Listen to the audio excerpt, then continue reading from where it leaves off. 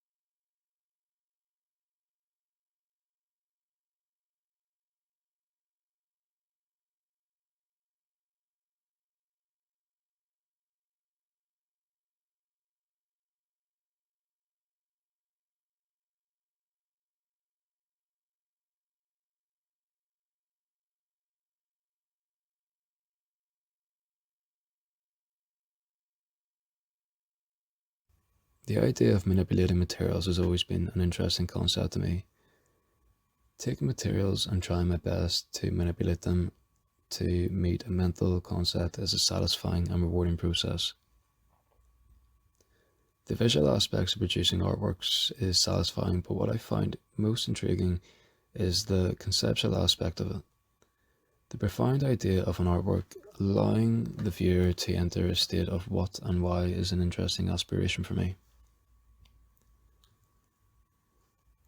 I've always found art embodies a way of investigation, using it as a tool to venture into topics and explore important or interesting matters to oneself.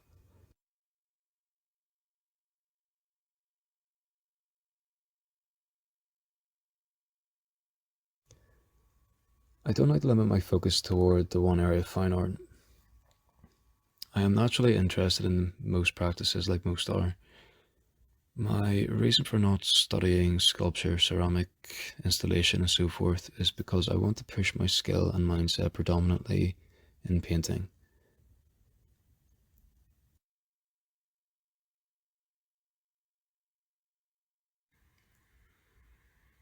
Focusing on painting allows me to home in on a discipline and develop my skills and understanding in that particular area, more so than what I can with sculpture and installation, in my opinion.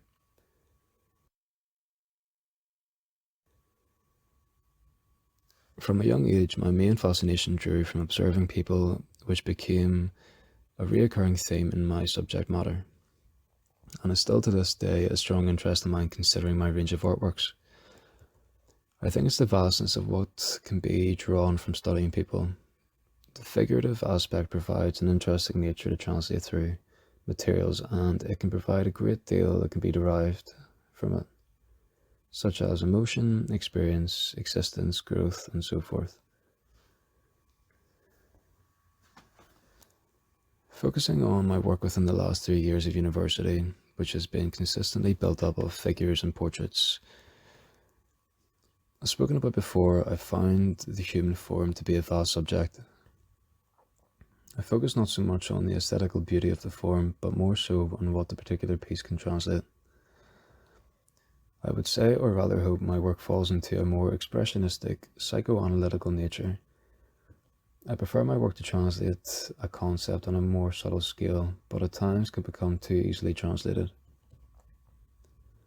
I always think it's the simple composition that can open up a wide means for interpretation, allowing the viewer to interpret and relate to a piece through their own narrative. I try to build up the work of expressionistic marks that produce a feeling of emotion. However, I do find my downfall is being slated to proportion and accuracy. I think the root habit of this is taking on commissions where I am required to represent the subject by accuracy. Doing so otherwise would not be doing what I was commissioned to do by a client. Within these commissions, I have learnt and tried to achieve to both represent the subject by proportional accuracy and also to try and capture the essence of that person. Perhaps this is reflective in some of my work too, to some subliminal degree, in the sense of being inspired by what great portraits can achieve, meaning that the best and most successful portraits are the ones where the audience can instantly gather a likeliness but also get an essence of the person and interpret their story. I hope to achieve depth through simplicity. To me, this is one of the most effective and most powerful things art can provide for us. I approach the creation of my work from various angles, using different methods, whether that be the application of paint or how many layers I decide to apply.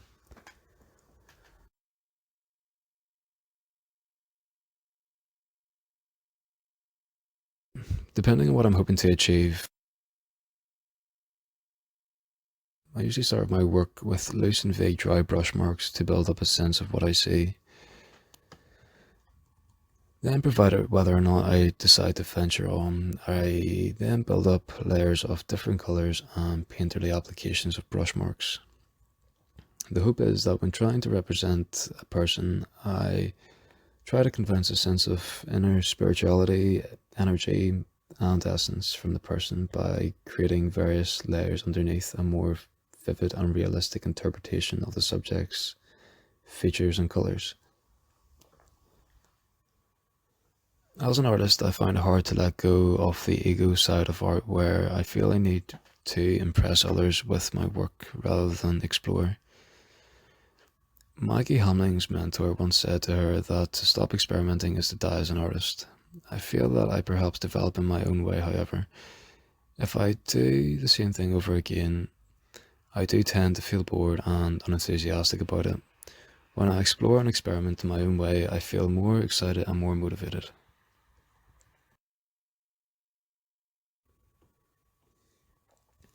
For example, one of my first pieces I produced for my studio practice was based on an old photo of my younger self.